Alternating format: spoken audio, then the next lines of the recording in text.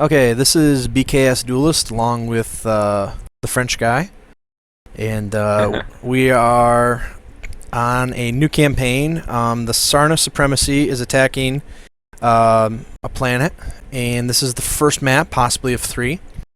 And the match will start in 140 seconds. It will be 30-minute match, and it will be a 4 versus 4. I see that the defenders are using a catapult, and I'm going to guess that's the MRM variety. And we have a rifleman, and that looks like some type of autocannon. We have the Chimera. Wait, I know all these things. We have the we have. Looks like it is. Yep, we have this, the Chimera Echo, and then we have a wait, no, okay, sorry, that's the Chimera Charlie. We have a Catapult Beta, we have a Rifleman Delta, and somewhere out there, okay, there it is, the Hawkmoth Echo. And going over to the other team.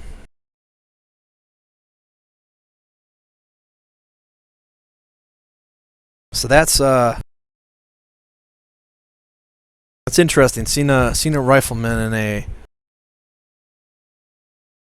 organized event. They're avoided in pub matches, but let's see how they do. And over here we have a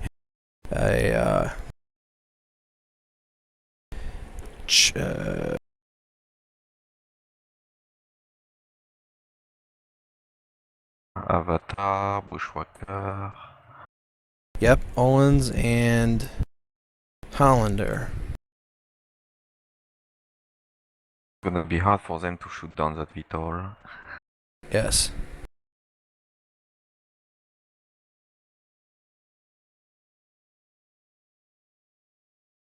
The LRM Bushi. This is the. Oh, okay. Roger.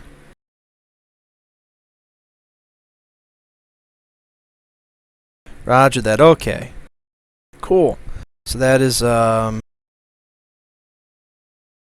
yes, that VTOL is certainly going to wreak havoc early on, and they've got range as well. And we're underway. That Owens is going to be able to provide good scouting for the other mechs here, and Kentax is fresh out of the gate, and looks like they're headed to center, and the VTOL is doing the same. That VTOL is going to be able to spot them out pretty easily. I think he sees them. Yep. Yeah, he corrected a little.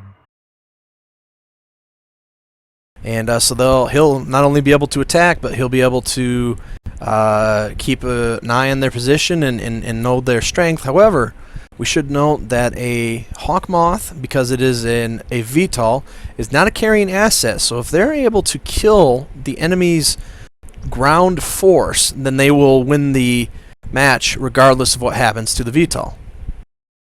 Mm-hmm. And VTOL's flying pretty high here. Doesn't I can't tell if the ground force. He's not taking chances. Yep. And they're sticking together, sticking to cover here with their longer ranged assets there. And the Owens is headed out here to cover, to do some scouting. Here we go. VTOL has begun its attack.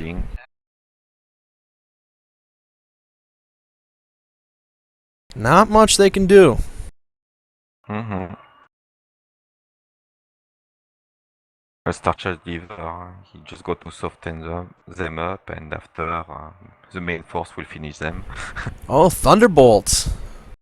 Another rare weapon on a Hawkmoth, nonetheless. Interesting. T-Ball 5. That'll sneak up and do some damage after a while. Mm-hmm. and they're just trying to create distance and trying to see if they can get a shot on that VTOL right now.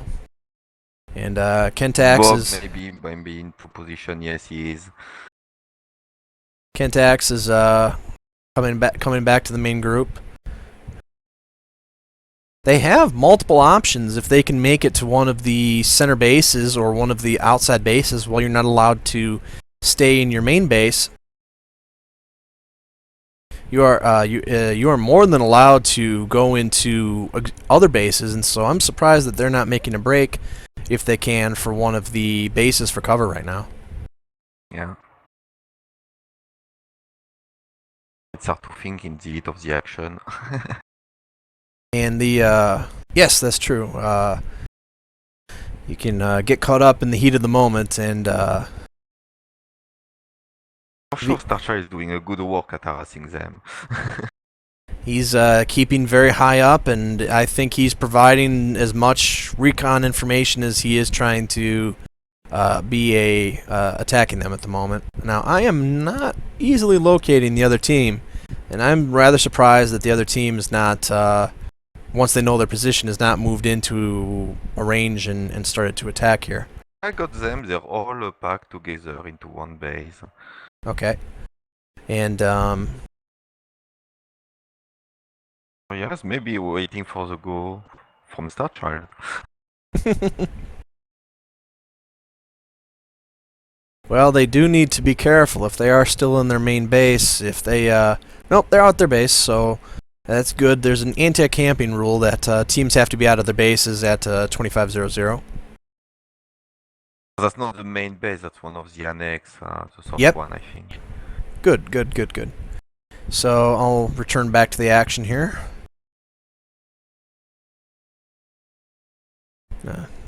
Looks like they're trying to get some shots in the VTOL, and that's rather difficult when it's flying that high. Oh, they got it though. So Kisumi got a good shot on that one. when you take an aerospace or a VTOL, when it's taken out of battle, that can really turn the tide for ground forces. 4 albeit admittedly damaged mechs versus 3 undamaged mechs might be enough to turn the tide here. And so Maybe something, yeah. just 5 minutes in, the VTOL has been taken down. And that was something that you alluded to early, that you thought that it was paramount for them to take out the VTOL and minimize the amount of damage it could do over time. And so it'll be interesting to see how much damage they did take, because those thunderbolts will add up over time. Yeah, if you let them piling up. And Kentax is scouting, I believe, and they're covering a good portion of the map here.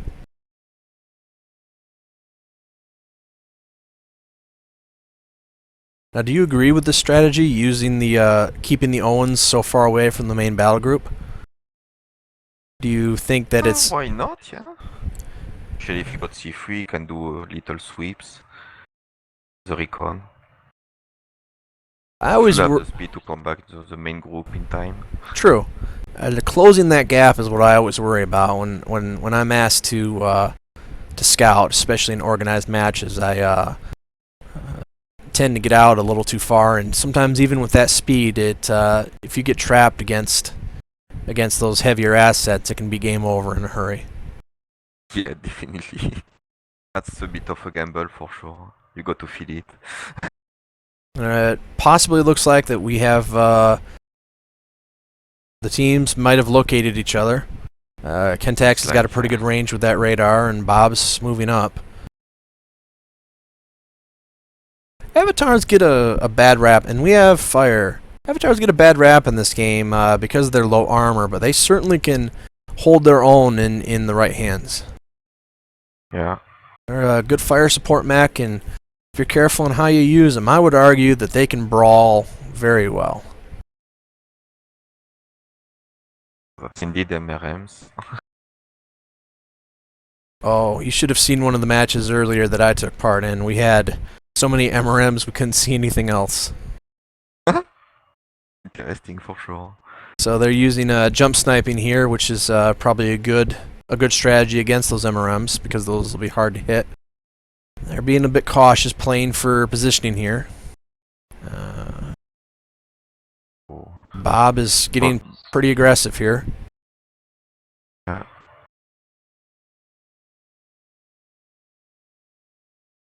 He's going to back off a little bit. Bob, a seasoned veteran to this game, certainly knows when to move in, when to fall back. Certainly one of the best players I've played against in this wonderful game. Perhaps that had managed to have a look. Yep, Paps has gotten some LRMs. We've got a little bit of cat and mouse going on here, just jockeying for position, getting off some shots and going to cover. That's a good way to minimize damage, but certainly after a while, one of the team play that forever. right, one of the teams will lose patience and will move in and now slaughter begins. keep in mind that those mechs until this contact were fresh for the VTOL team, and the VTOL has probably opened up some wounds on this other team, and so that might be something that plays into their strategy here, is just being a bit cautious with some of their damaged mechs, and they're protecting the rifleman, it looks like, by keeping it inside the base. And nice hits. and Kentax has had enough. He's moved directly in and has taken out the so it's 4-on-2, and Pabst is about ready to load a whole salvo of LRMs. They hit the side, and now Django is out there to take the brunt of the force, and this could really be over quickly.